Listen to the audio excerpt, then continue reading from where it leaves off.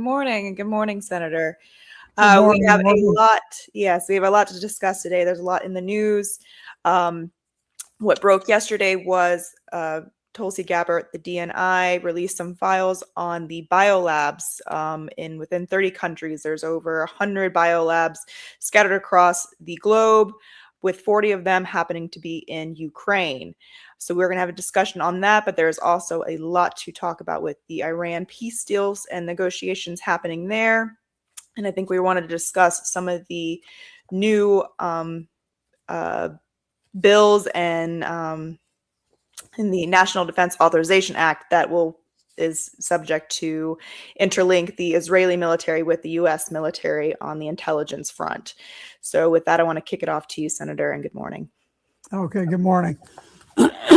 Things are breaking so quickly right now that it's hard to keep up with them. I did an AI search late last night, and it said definitely this is happening, and then I phrased it differently, and it said definitely this is not happening. It's not that yet, and things are shifting so rapidly in the White House and over in Tehran that you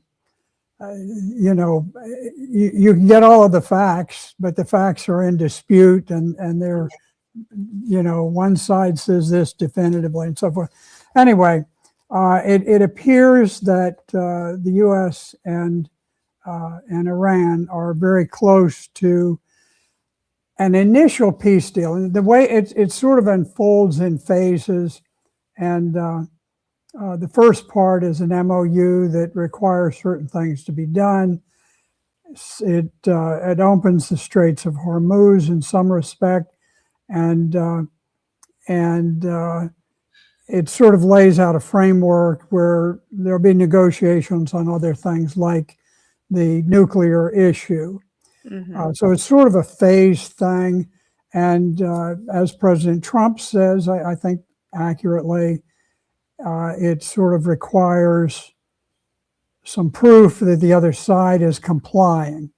And I would say the same thing applies with Iran, because just this morning, even though the foreign minister of Pakistan has said that the deal is essentially done, and now it's just a matter of signing it. And yet, even this morning, Iran has fired some or sent some drones to threaten shipping in the Straits of Hormuz. So there's been a little action there. I think it's just Iran reminding the shipping to, don't start moving until we say you can start moving. So, but I think nonetheless things seem to be moving.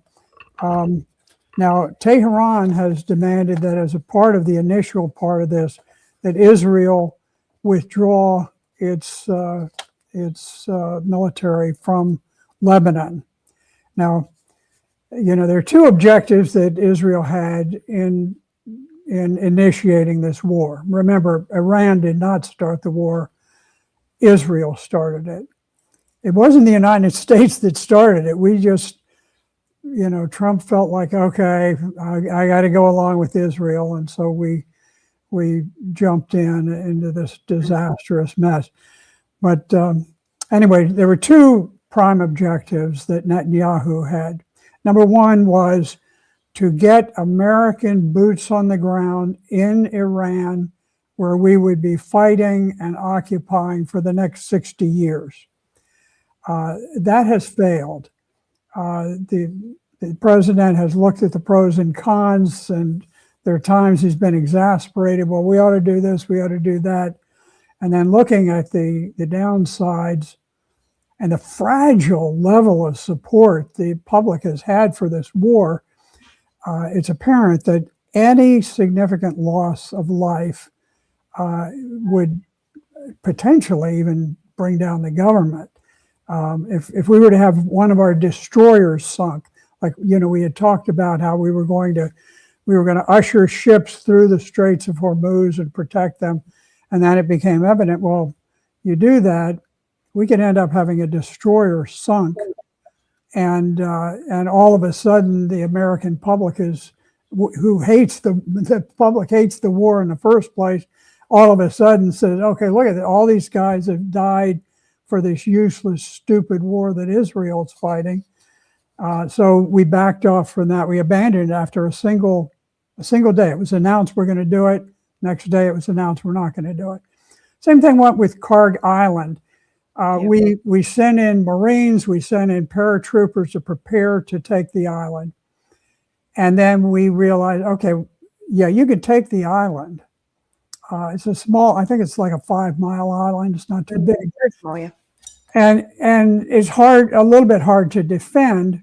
The problem is, once you get there, you've got Iranian drones swarming around. They can kill any American soldiers who land there, and then they'll do it, and it'll be photographed, and you're going to have that bouncing around in the online media, and Americans again are going to go crazy. So anyway, so Netanyahu failed in his foremost objective, which was to get the U.S. involved in a ground war, just as he got us involved in Iraq, in Afghanistan, in Syria, in Libya, in Somalia, in Yemen. We probably had half of our entire national debt incurred because of Netanyahu and all of his bloodlust for attacking everybody. But in any event, so he failed with that objective. So the second objective, which was very important to Israel, starting in 1948, has launched at least 4 very major wars against its neighbor, Lebanon. Lebanon didn't start any of these wars. Israel started every single one. And this time, Netanyahu was determined, this time I'm going to carve out a big portion of Israel. We're going to take it over. And there have been announcements that we will Gaza Lebanon. Yeah. In other words, we will destroy all of those things that support human life. And we will just erase the civilization in something far, far more extensive than what the Holocaust was in Germany. Just basically exterminate the human life there and all record that it even existed. And they've set about doing this, and they were surprised that Hezbollah, which has always been a defensive organization defending Lebanon from these Israeli attacks, they rose up and they started using a certain type of drone that's wire controlled, and they've destroyed a number of Israeli tanks, and they've got them kind of bogged down a little bit in Lebanon. Now, it looks like Iran is going to demand that Israel completely withdraw from Lebanese territory. And I'm sure that President Trump wants that. He wants this war over. He knows we're in big trouble. But already Israel's defense minister, Israel Katz, said in a social media post, no matter what comes of President Trump's effort to make a deal with Iran, Israel must retain the ability to act independently to prevent Iran from acquiring nuclear weapons. Now, this nuclear weapon thing is the big red herring in the whole thing. It's always thrown up. So it's not clear what Israel is going to do, but they could try to scotch the deal. They've done it before, but I think Trump is to the point where, I don't know, Netanyahu may be a little afraid of what Trump may do if he doesn't go along. Yeah, I would hope that there is pushback within the American government on Israel's actions. I think it's very interesting to note kind of the progression of where we started to where we are now. I remember in the first Islamabad talks, you had J.D. Vance come out and say that the fact that negotiations, the ceasefire deal that they were negotiating at the time, saying that Iran believing that it would include Lebanon was like kind of a non-starter, that they didn't really understand what was going on. So now we're in this position where, yes, Lebanon is included in this, and we're going to, at the very best to our ability, which I think we have a lot more ability than the American government lets on, to hold Israel accountable to their actions. We notice what Israel's doing in Lebanon is the same thing in Gaza. They're even taking, the psychological warfare aspect of it, where they drop leaflets in these communities. And some of them have basically, like you said, equated to what, if they stay, you will be considered a combatant, and we're going to do to you basically what we did to Gaza. So they boast about these actions, these genocidal actions that they're extending beyond their borders and into Lebanon. And you have the American government who is footing the bill. And I know you wanted to discuss about something else that you find alarming, of how tied we are to the Israeli government. I know we'll get into that in a little bit. But with so I also read that you had the president of Iran. Let me see if I can pull it up. He actually, I think you make an important note that these negotiations aren't a definitive stop to the nuclear question, which I think it leaves room for future engagements, or for Israel to spoil this action by basically saying, oh, they're getting ready to detonate the bomb, and we had to stop them really quick.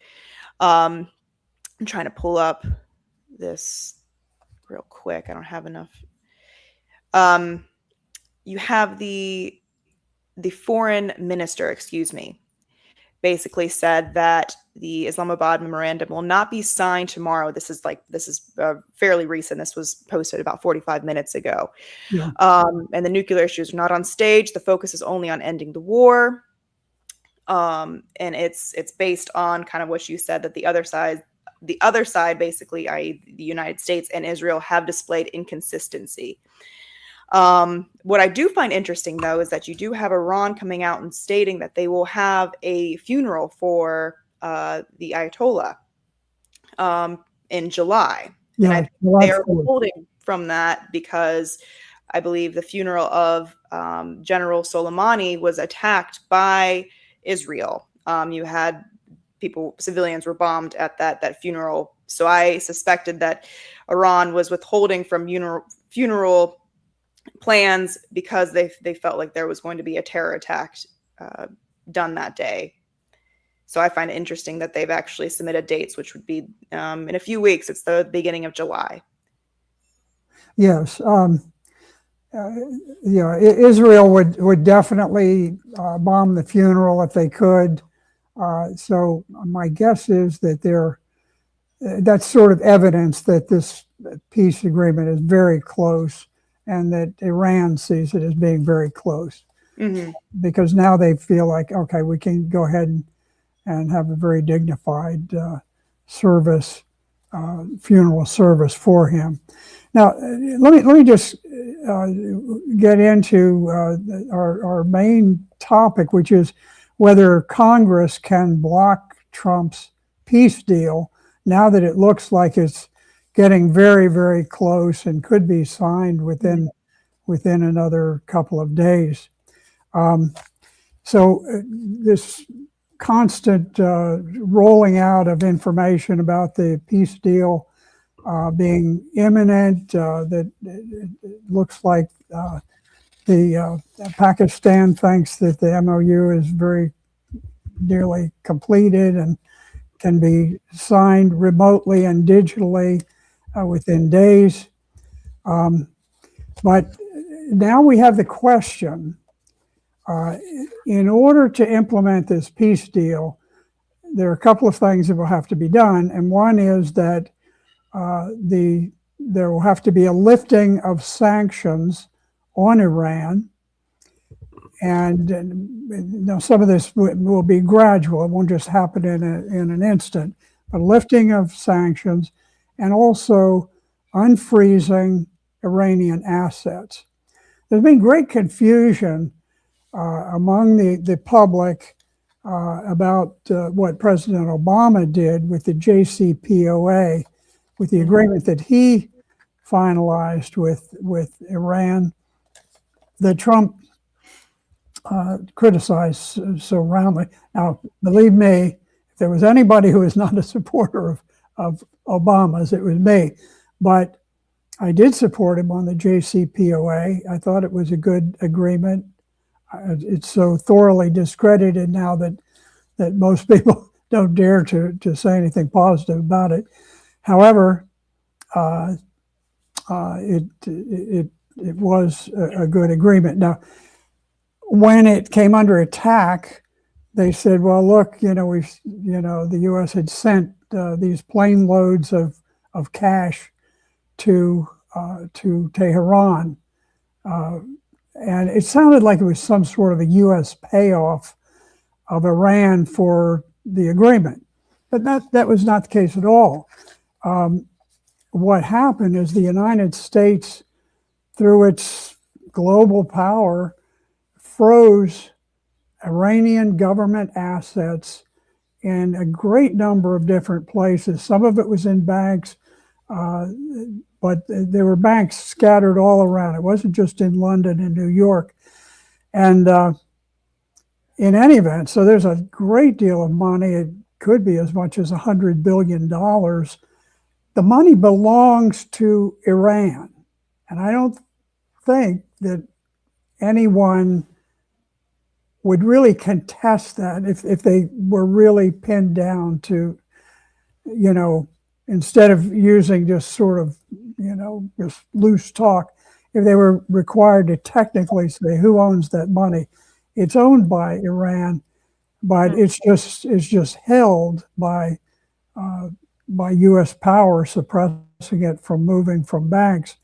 So the money that was released under Obama's administration was Iranian money going to Iran where it belonged. And I think there will be some of this occur, but it's going to happen as certain things are done that implement the agreement.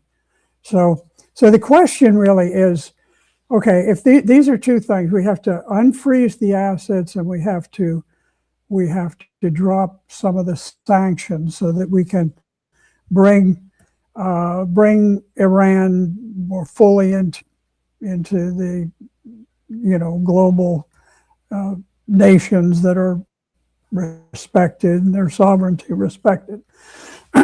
So the question then is, who has the power to do this? Is it president? Can he drop the sanctions and unfreeze, or is that something that Congress has to do? And now, keep in mind, it would be one thing if Congress would say, okay, the American people want this war over. We got a peace deal. We bless the thing. But you have these Republican and Democrat war hawks who are willing to push hard to undermine the deal. And they are willing, if necessary, to sacrifice the lives of American soldiers, sailors, airmen, Marines, to advance Israeli war goals. Mm-hmm. If Israel makes a big push and demands that they get in line, it's not clear what would happen. So it's important to see how much leverage does the president have. Does he have the ability to act unilaterally? And as I have looked into it, it looks like the president does have enough authority to where he can reduce the sanctions and unfreeze the funds as he sees fit. Now, the Israeli first politicians, and the Lindsey Grahams on the one hand in the Republican Party, the Senator Mark Warners on the Democrat Party, yeah. They are totally in the bag for Israel. it's Israel first, America second in their Mhm. minds. And so thankfully, the president does seem to have the upper hand. Congress can delay the implementation of the lifting of sanctions and unfreezing for they can delay it for 82 days. They can make it very politically awkward because they can call officials before Congress and force them to say things that are going to make it undermine the peace agreement and to make it look less positive than it is. But in any event, I think he's got the power, and I think at this point, I think he recognizes that the position of the Republican Party has been so deeply undermined in the midterm elections that, and it's because of the war and the inflation induced by the war. And I think he's recognized that this is the last chance to pull things out with the midterms, because recently it's begun to look as though the Senate is up for grabs. It's not clear that the Republicans will win the Senate. Mhm. And if the Democrats win the Senate and the House, they'll do away with the filibuster rules in the Senate. They will proceed then to pack the U.S. Supreme Court, and then they will be able to overturn anything they want at the Supreme Court, including, we had a very dramatic decision that provided immunity to the president for official acts, but they could put in place a packed Supreme Court that would say, well, that applies to everything except violations of international laws of war, and we're going to say that President Trump has violated laws of war or some international thing, and prosecute the president, throw him in jail, impeach him. So Republicans had better get their act together, because they're just ignoring reality at this point. They must hold some levers of government, because if they lose all three levers of government, then we are very likely to change our form of government. There's a dramatic sweep of really hardcore, dedicated socialists being elected, and with all of the campaign stuff thrown at them, people are saying, we don't care, we're just going to vote, Yeah. and we're going to change the government. Mm-hmm. Yeah, I think you have a serious fatigue of the lack of how the Republic has what's its intentions and how it was supposed to be run and how it is being run to this day. All the populist positions that majority of Americans want reform on are routinely neglected. And I think that has it's a real palpable in the communities, and that is kind of what you're seeing, is that they're desperate for change, anything, because what they've been getting so far is, we've had this kind of this uniparty where you said that I believe you have multiple interests at play, but the predominant one is really the AIPAC, Israel. What is going to benefit a foreign nation, like often precedes what the American interests are. And I think you have a very strong appetite from the American public that they're tired of that. So you do see in those times people will, vote in whomever, whatever, to try and shake up and get something new, something, some kind of give towards what we've kind of seen. What I've grown up in is just this it's like almost like a running joke. Well, the politicians, they always lie. They don't do anything for you. And that's not how it's supposed to work. And I think that my generation is very sick of that, and they want to try and do something about it. We saw with the Massey election, you had my generation coming out and voting for him. I think it was 60% over than the Gal Rain character who ultimately won. So you have this population, the younger generation, that they're tuned in.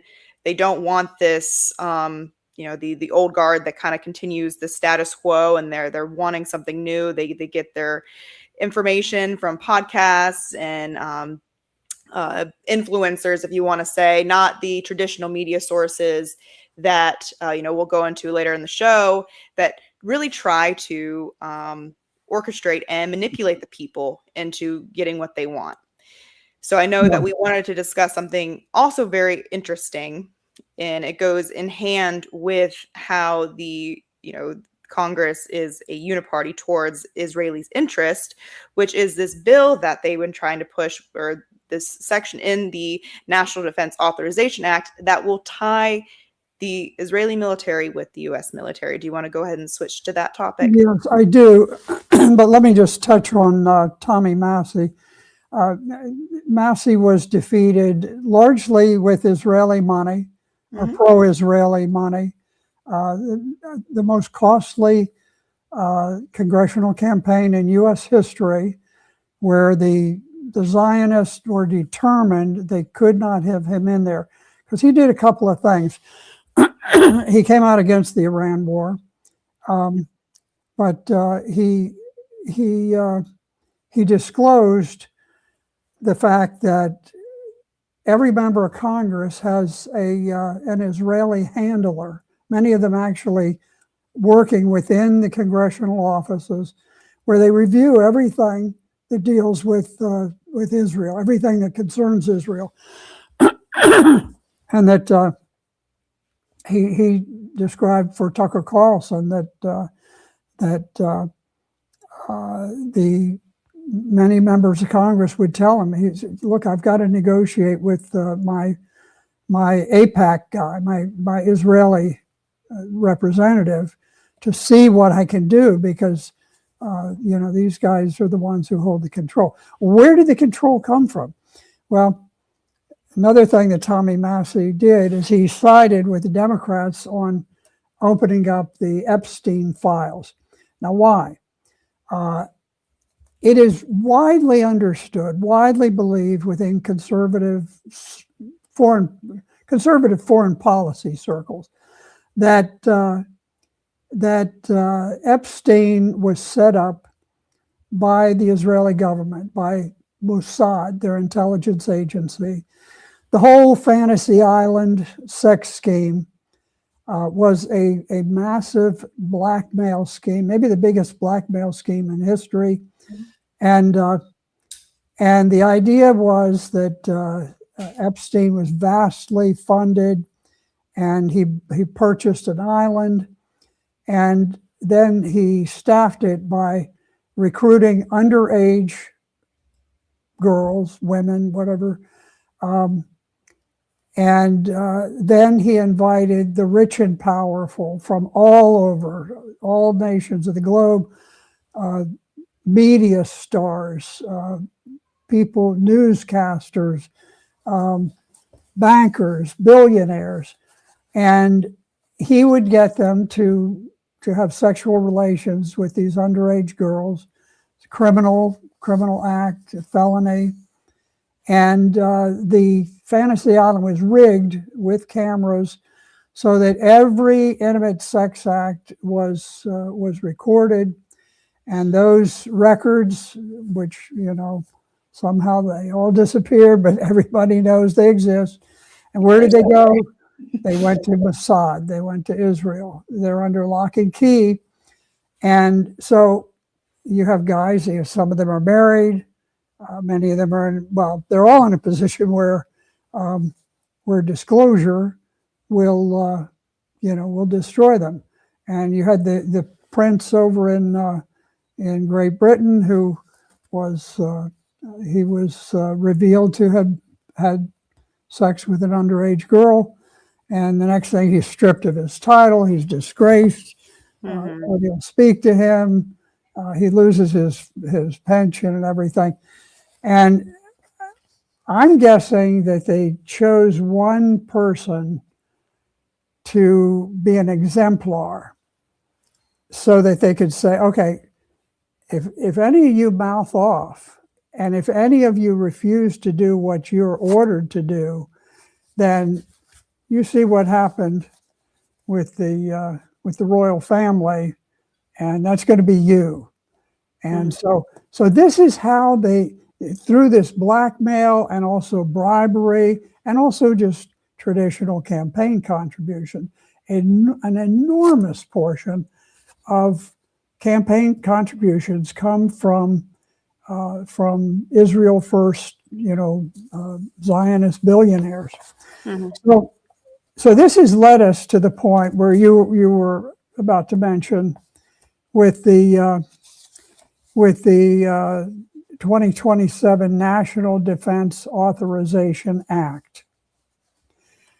And what has happened, you would think with the public being so soured on the Iran war, and with the reputation of Israel going into the toilet because of all of their the Holocaust in Gaza, and the Holocaust they're trying to unleash on Lebanon.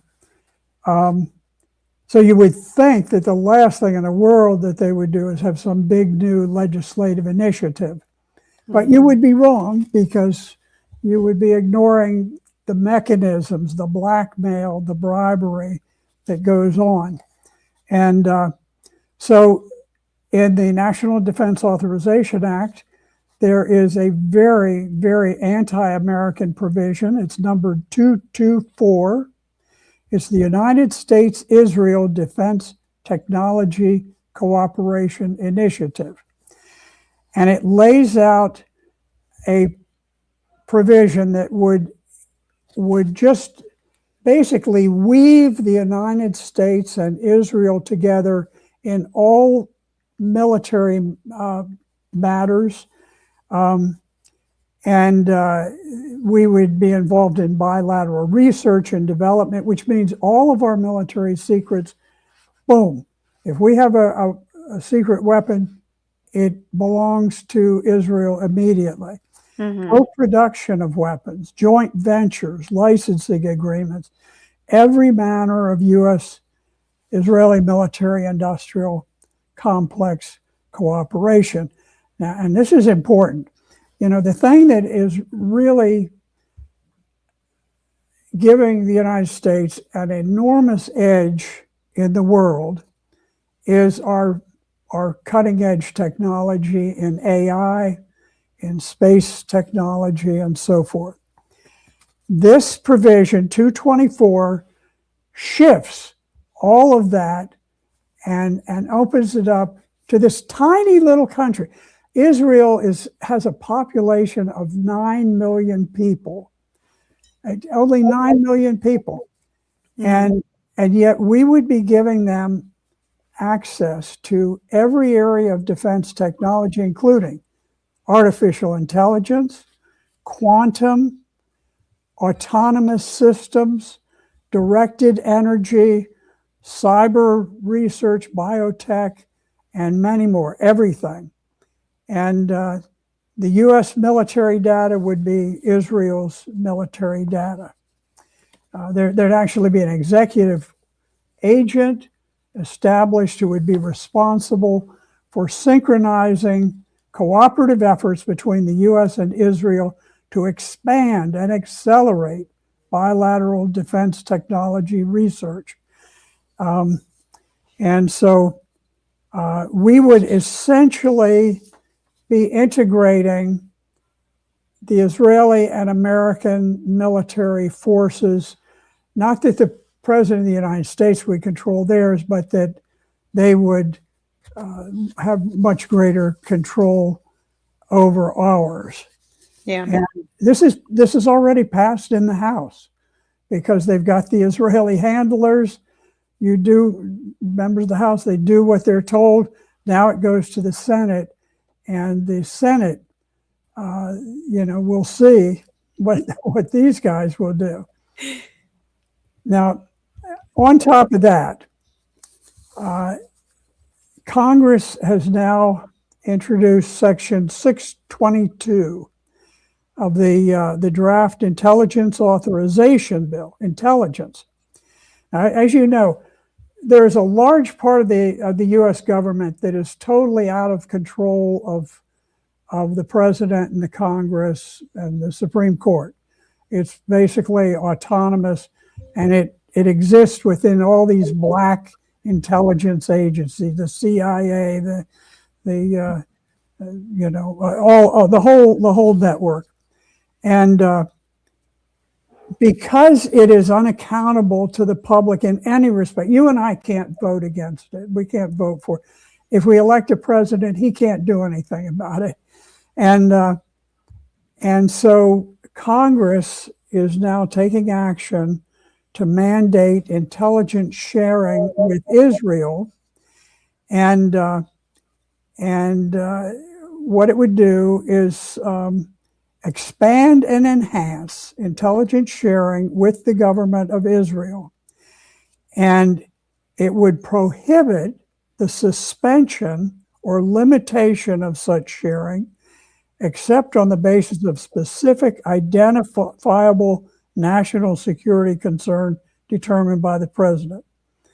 So the only way that the president could interfere with Israeli control over our intelligence would be for him to identify a specific national security concern and to report it to Congress within 15 days, detailing the reason for the change and the categories of information involved. And it would involve a big blow up with Congress. Essentially, it would be something that the president could never accomplish. No president, Democrat or Republican. It would take American sovereignty away, and it would grant it to Israel, which is in the process of carrying out horrific war crimes. Yeah. And it would make us subordinate. It would make the American people subordinate to the Israeli government, to their Mossad intelligence agency. And it's been pointed out, and the Schiller Institute that does very, very excellent work with their intelligence system. They said that it moves the integration of the Israeli military into the United States by eliminating public visibility and accountability, because everything becomes so highly classified that, even congressmen, members of the Senate, members of the House, they can't effectively pry into these top secret things. The president has limited ability to do it. So it would move so much of American intelligence and also the creation of weaponry and so forth. Mm-hmm. It would take the power away from elected officials of any sort and grant it to the Israelis. And I think I can't think of anything more anti-American, more direct a threat to the U.S. Constitution than these two measures. Well, I think it's ironic that it comes out of the time where, I'm not sure if you had seen these, it's kind of going around. The New York Times posted it. about the Pentagon has basically put Israel and its intelligence apparatus as a high risk as they were spying on some of our top officials with the negotiations in Iran. So you have members in the Pentagon recognizing the risk that Israel holds to our state interests, and that they far exceed any kind of espionage or intelligence gathering that our other allies go. They go the extra mile. There was a gift that was gifted to President, I believe, in the beginning of last year, where they said that they caught listening devices in them. I believe that there was listening devices found by the Israeli government in Biden's motorcade, and they had to return the vehicles and discard of that evidence. So you have this continual distrust that Israel likes to display with us, so much so that the Pentagon is basically labeling them as high risk. And there was this case in the early 2000s that made it to Fox News, actually. They did a long segment on it, where all throughout the Eastern Coast, you had these kiosks in malls. And they were selling children's toys, helicopters, planes, trains, but they were bugged with Israeli intelligence or listening devices. And that was so, you have Langley in the Eastern Coast, you have all of these probably top officials within the Eastern Coast that will blindly buy their kid a gift, and therefore, then their house is bugged and they don't even know it. And that was a huge story back in the early 2000s. So you have this pattern that Israel has continually displayed with the U.S. in taking drastic measures to gather intelligence on us. One of the ones that you stated, which was Jeffrey Epstein, the whole case with that, where, he knowingly was closely allied with Ghislaine Maxwell. Her father was a knowing Mossad agent that died in mysterious ways. So you have that entering into the situation, which I find it just insane that this comes at the exact time where you have Congress pushing these measures, where we're saying, no, we want to be further intertwined. We had spoken about this prior in the show. I believe it's the 2024 FISA bill under the Biden administration interlinked the NSA with Unit 8200, which is Israel's intelligence gathering sector. And they intertwined it so that Unit 8200 could work with the NSA in gathering files on American citizens. So there's some drawer or some flash drive somewhere in Israel that has files on American citizens that they deem to be threats to their national security, I presume, for their exercising their First Amendment right and saying that they don't trust Israel.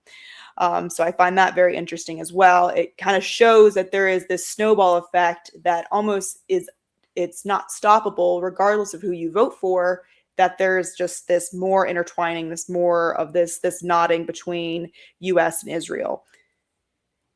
Yes. And, you mentioned with Epstein, they very, very curious because, everybody knows it was a Mossad operation. I mean, people who deeply look into this, who don't have a financial interest one way or the other, and they can be objective. And everybody knows what it is. Now, Alan Dershowitz was Epstein's first attorney when he was indicted on a 60-count indictment in Florida, federal indictment. There was an indictment. He wasn't indicted, but there was an indictment, 53-page. They could have put him in prison for life. Alan Dershowitz was his defense counsel. Alan Dershowitz somehow negotiated a very bizarre agreement. It was a sort of a non-prosecute agreement.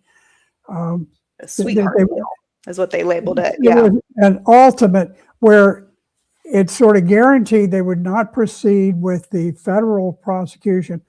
And in exchange, they would let the state of Florida prosecuted Epstein on a 2-count indictment, 2 sort of multiplicious things. One was soliciting underage prostitution. Something was conspiracy to do it.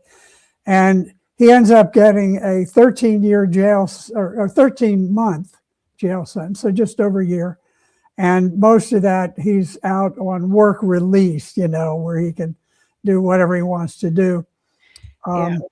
Now, Alan Dershowitz, it was said that he had told the U.S. attorney that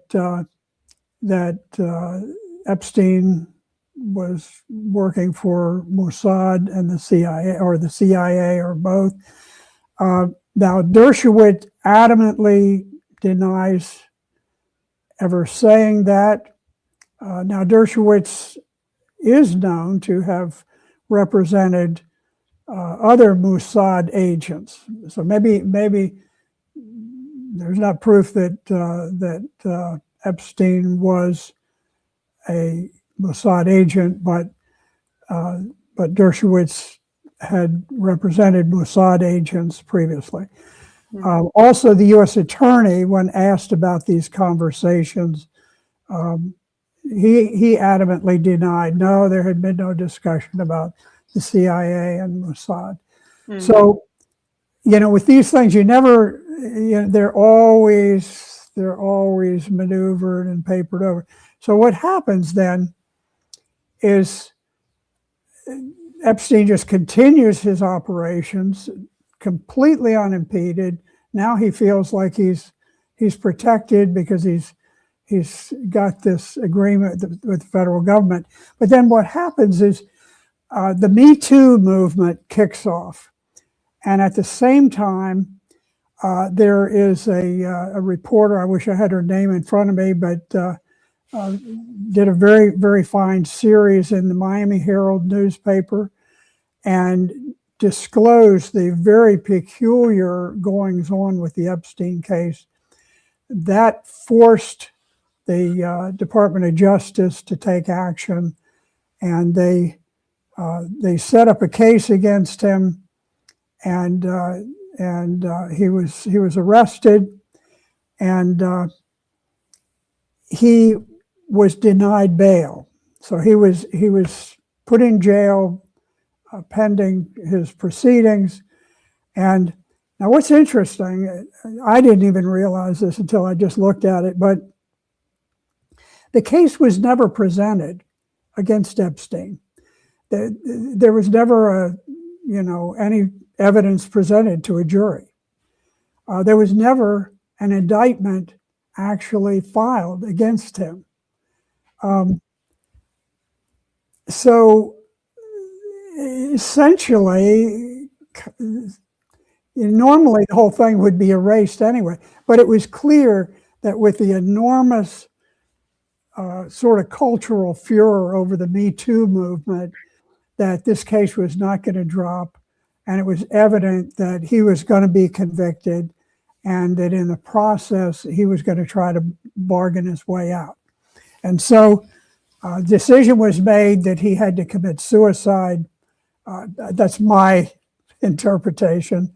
But he was very afraid that he was going to be murdered, and he expressed that while he was in prison, and then very mysteriously he was on suicide watch, and so they had to have double guards, always somebody there to physically watch him, and somehow the camera cut off and both guards fell asleep, and so when the suicide was committed, nobody saw, and they said, "Whoops! So Epstein, he just killed himself."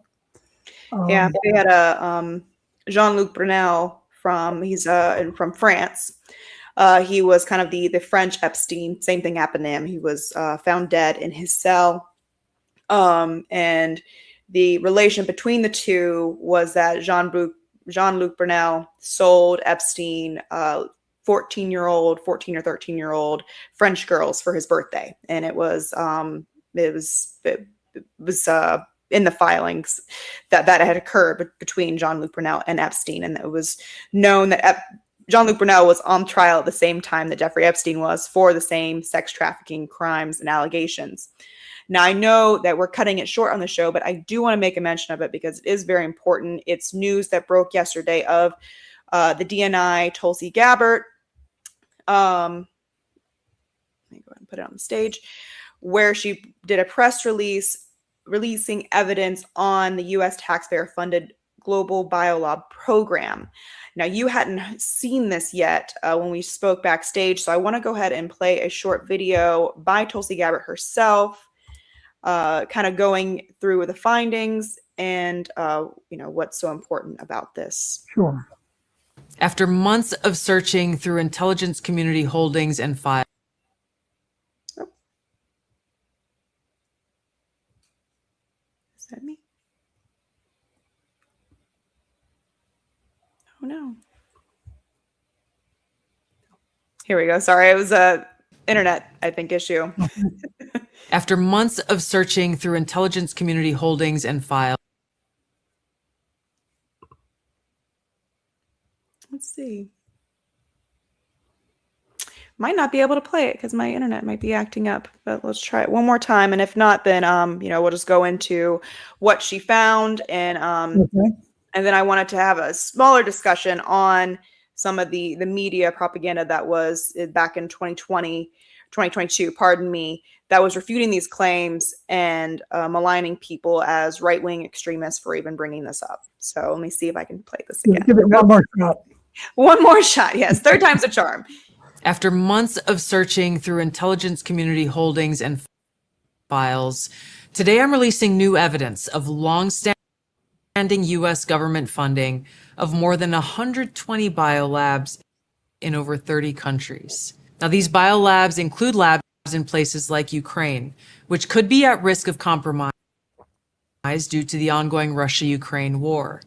In fact, the intelligence community had previously warned that a U.S.-funded biolab in Ukraine likely housed dangerous pathogens and remained vulnerable to long-standing threats of Russian attack, seizure, or damage. Now, until now, evidence regarding the full existence and funding of these laboratories had been knowingly withheld from you, the American people. Many of these U.S. government-funded biolabs are currently or have previously engaged in research using hazardous and highly contagious pathogens, and in some cases included dangerous gain-of-function research with very little visibility or oversight. Now, President Trump clearly understands the serious threat dangerous gain-of-function research poses to the American people.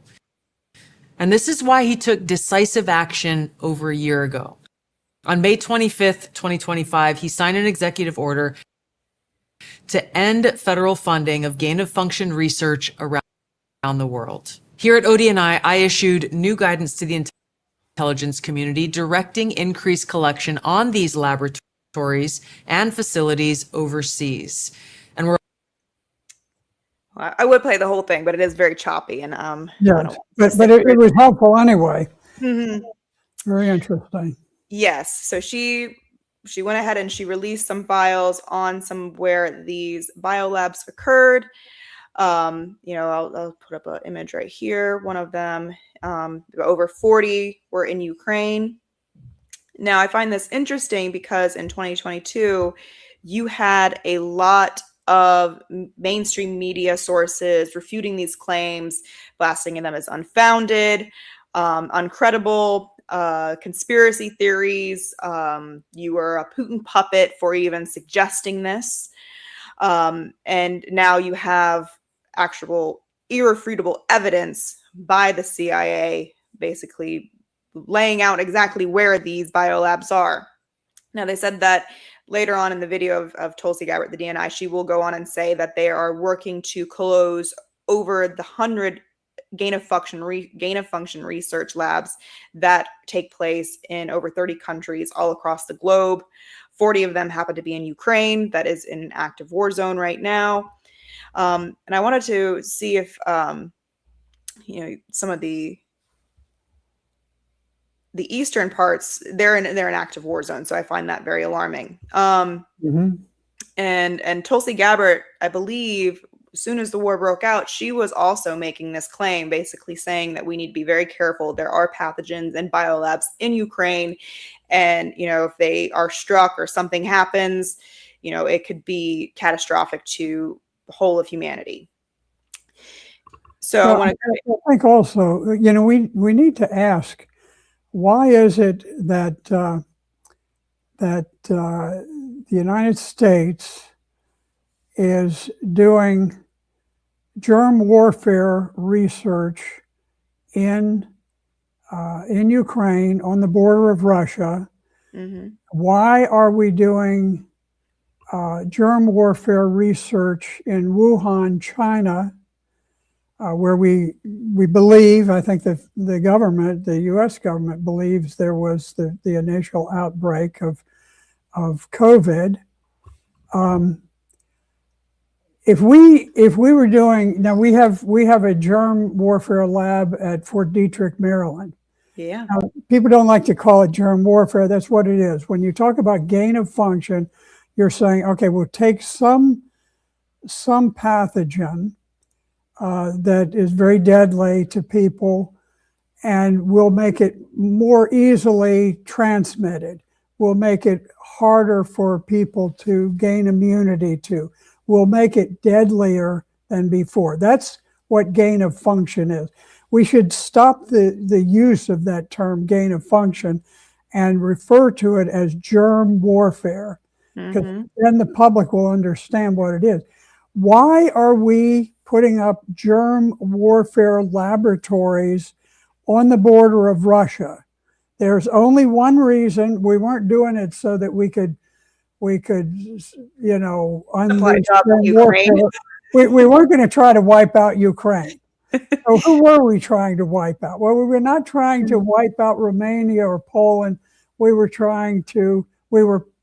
being prepared to use it against Russia. And I think in Wuhan, I think that laboratory in Wuhan, I think they were just guys trying to make a buck, Chinese people. They got a contract. Hey, we'll do this stuff in the lab. We'll do what they say. I don't think they were trying to concoct anything for the Chinese government. I think it was for the U.S. government. It was for, for our people. And they were careless, and it escaped.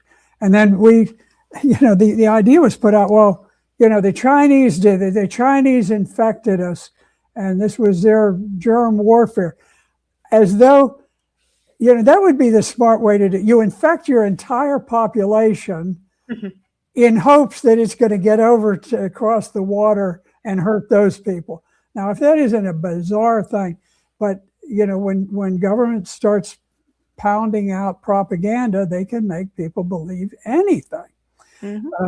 I think when we look at these, why are we doing gain of research anywhere outside of the United States? Maybe we shouldn't be doing it in the United States, but we certainly should not be doing it overseas. There is no justification for that. And it's in war zones because that's where we intended to unleash it. It's highly alarming. And she goes on to even and make the claim or make the clarification that these research facilities operate with very little oversight. Often you have the elected bodies that get into office have no clue about them. You have the bureaucratic bodies that of course, that they're grandfathered in there. They know they get the special clearances and all that to kind of be aware of these sites. But oftentimes the president has no idea. The elected representatives have no idea, but our taxpayer dollars fund them so they can continue these operations. And I wanted to talk about it because I find it very interesting. Is basically the American propaganda machine, and how effective it is at pulling people to each side, being divisive, and just making these broad claims with very little evidence. Now that we have this in our face, that there's all these biolabs, they're marked on a map. You have NBC News at the time basically claiming it to be Russian propaganda, that these non-existent biolabs that were boosted by the U.S. far right. They claimed Tucker Carlson claimed it to be a QAnon conspiracy theory, even though you had people like Tulsi Gabbard who was saying it, at the time. My personal favorite is the ADL. They came out and wrote an article on unmasking the figure behind the Ukrainian biolab conspiracy theory. This is the Jewish Anti-Defamation League. Yes. Mm-hmm. Yeah. So I find that to be interesting. They're the ones who, if you're blasted as an anti-Semite, a right-wing conspiracy theorist, can become a persona non grata in a lot of circles. So I find that to be, irresponsible that they also made the claim conspiracy theory, unfounded. There's no evidence to support the claim. And, I just wanted to have a moment to talk about that because they were very clearly wrong. And they are these vessels that Americans look to provide us with sound information, that they go against the government, that they oftentimes question the government more than believe the government. And here they are portraying the exact opposite. So I wanted to at least have that segment because with this information it should be breaking news on every mainstream media platform, but it's not. It's only breaking in a lot of the foreign press is kind of saying, oh, wow, you had the which is huge news. You have the CIA director coming out and saying, hey, we have these covert biolabs that often she, in her statement, she made something very profound. She says that, you have very, very powerful people lying to the American people and withholding this information knowingly from them. So, that's any other time that would be huge news. So I just wanted to at least make a mention of. It is. Yeah. And, Tulsi Gabbard, as the director of national intelligence, was above the CIA and all the other U.S. intelligence agencies. And she had a reputation for honesty, fair dealing. I was the first U.S. official ever to go to Syria and to disclose the truth about what was going on there. She was the first federal official as a very influential Democratic politician. That Tulsi Gabbard was being talked about very seriously in Democrat circles as being a future Speaker of the House or potentially presidential candidate for the Democratic ticket. And I think she would have been. She's very, very distinguished. She's very intelligent. And she is very unique among politicians that she is very committed to the well-being of the United States, rather ahead of her own well-being. Mm-hmm. And I wrote a letter to every member of Congress about the truth about what was going on in Syria, and I got mixed responses back. But of all things, the way that I finally met Tulsi Gabbard is I got the letter. Here's this woman, congressman from Hawaii, a very liberal state of Hawaii, and she wrote back the most coherent letter exhibiting enormous insight into exactly what was going on in Syria. She understood from A to Z, as I did, what was happening. And I've written, thousands of letters over the years. This is the only time I have ever written a letter to anyone to commend them on their letter to me. And I wrote her twice. First was the first letter that went out, and the second one was to tell her how deeply impressed I was with her keen understanding of what was happening in Syria. And because we had organized an immense terror operation to overthrow the legitimate government of the country, through propaganda and so forth. And so she is the real deal. And when she speaks, you better listen to what she says, because she doesn't come at it with some agenda that is one way or the other. She's just a very honest, patriotic, decent American, and I think she's a great national asset to us. Yeah. Well, we certainly covered a lot on the show, but I know that we went a little over time. And I want to thank you, Senator, for all your insight and giving us this discussion today. I'll leave you with closing remarks. So far we talked about the Iran peace deal, which still seems like it's on rocky grounds, and throws out the question of, the nuclear weapon, which is just kind of leaves us in this state where will we do it again? We talked about the integration between the U.S. military and the Israeli military, especially talking about the intelligence sector and the AI and tech. We spoke a little bit about what's going on with Tulsi Gabbard's new press release talking about the bioweapon labs. So I just want to leave you with, kind of giving us closing remarks, and then we'll continue on with the weekend. I think that's a pretty good wrap up, Morgan. I pray for peace, and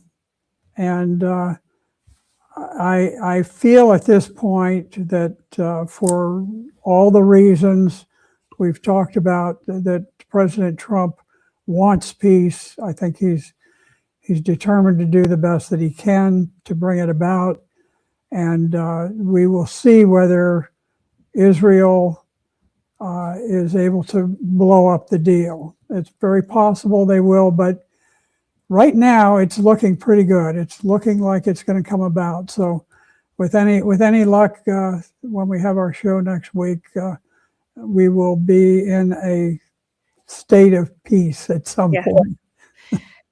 It's going to come eventually, hopefully, one way or another, we could say. But thank you, Senator. And I want to encourage everybody to subscribe, and tune in next week to Focus on the News. Thank you.